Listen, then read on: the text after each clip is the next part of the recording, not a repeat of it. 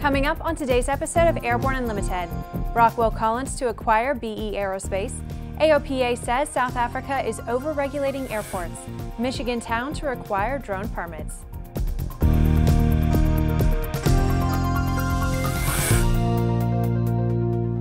I'm Bree Cross, welcome to Airborne on Aero-TV. As we are finishing this episode of Airborne, some late-breaking news reached us. ANN's Jim Campbell gave us the heartbreaking news that early this morning, Bob Hoover passed on.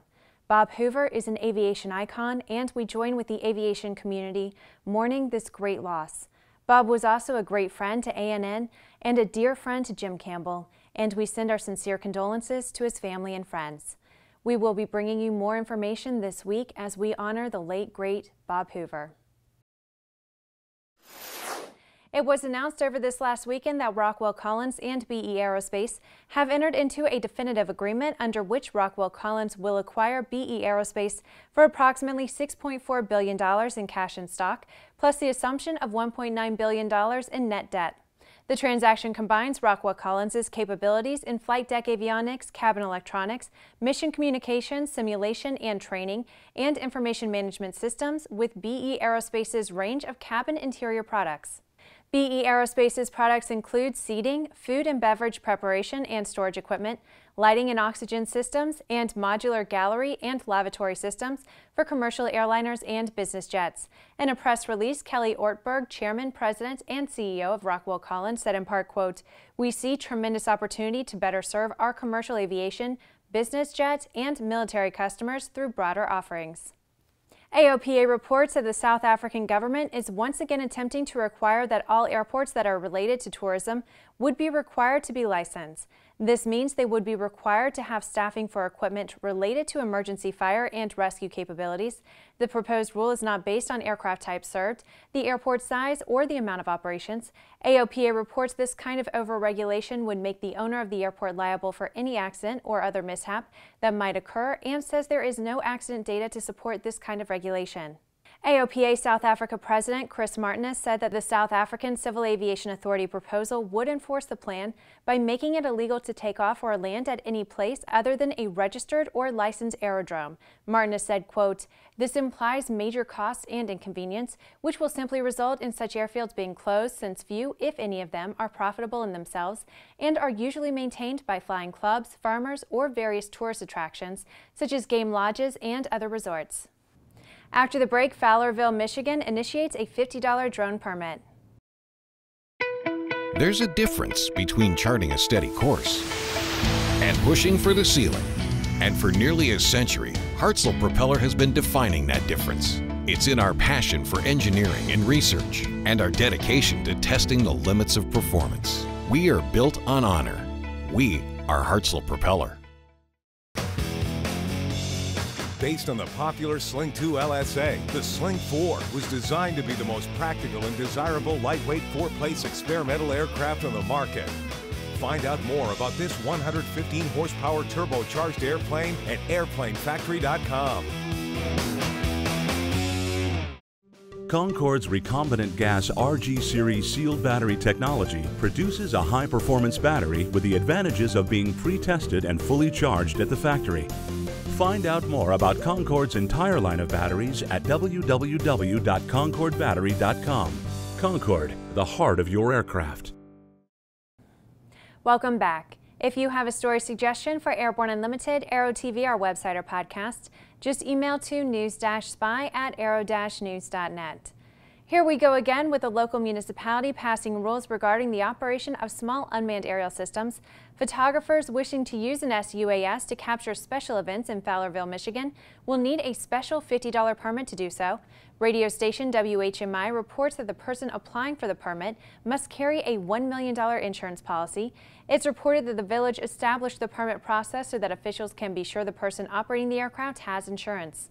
Permits will not be required for hobbyists flying their aircraft over their own property, but anyone operating a UAV in public spaces will need one. Those violating the permit rules can be ticketed by local authorities, according to the report. This is another case where flying over public spaces equates to flying in public air, which equates to the FAA owns the airspace. The question becomes, once again, may a community charge a fee to use the national airspace system? Every Tuesday, we look ahead at some of the more interesting events in the aviation universe. Here is this week's Aero-Calendar.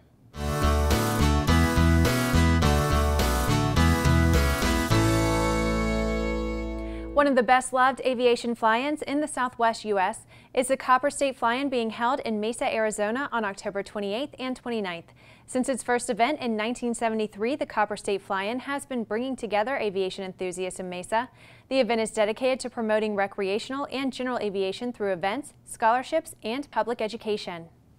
The U.S. Navy opens its doors at the Naval Air Station Patuxent Rivers Air Expo 2016, being held on October 29th and 30th. There will be plenty of action and thrills for the audience, with air shows being provided by U.S. military aircraft and numerous civilian performers. World War II warbirds will see some action, and there will be plenty of static displays. Bring hearing protection. Art Knowles will be there with his privately owned Harrier jump jet. Our A&N crew will be shifting into high gear because we are covering both the next two events with special Airborne Unlimited product previews and other coverage. First, on November 1st through the 3rd, we head to Orlando, Florida to cover the NBAA's Business Aviation Convention and Exhibition. We expect to join with 27,000 industry professionals for the most important 3 days of business aviation. Ranked as the 6th largest trade show in the United States, the convention brings together current and prospective aircraft owners, manufacturers, and customers in a massive showing of exhibitors, static displays, and educational forums.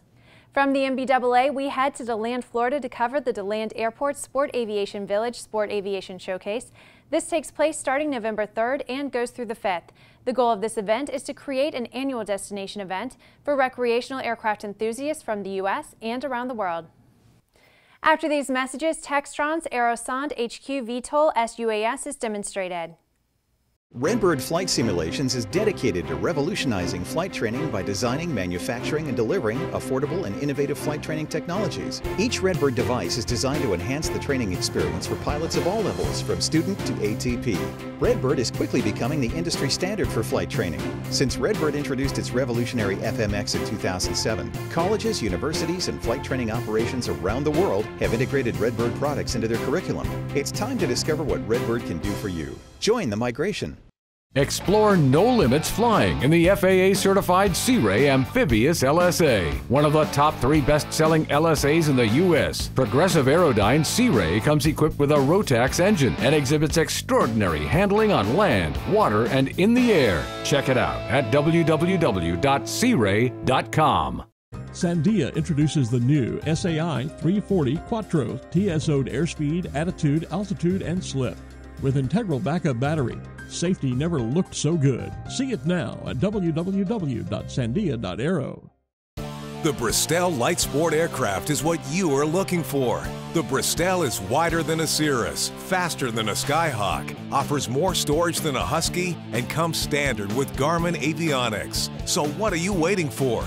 Visit Bristol.com to find out how you can get into a Bristol today. Welcome back. With so much news coming out of the aviation industry, we're summarizing some other interesting stories in a brief segment we call Around the Patch.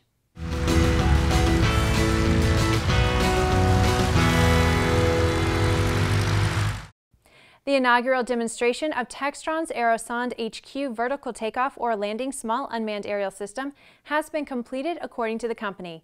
The demonstration showcased the system's runway-independent vertical takeoff and transition to horizontal flight, followed by a landing without repositioning personnel.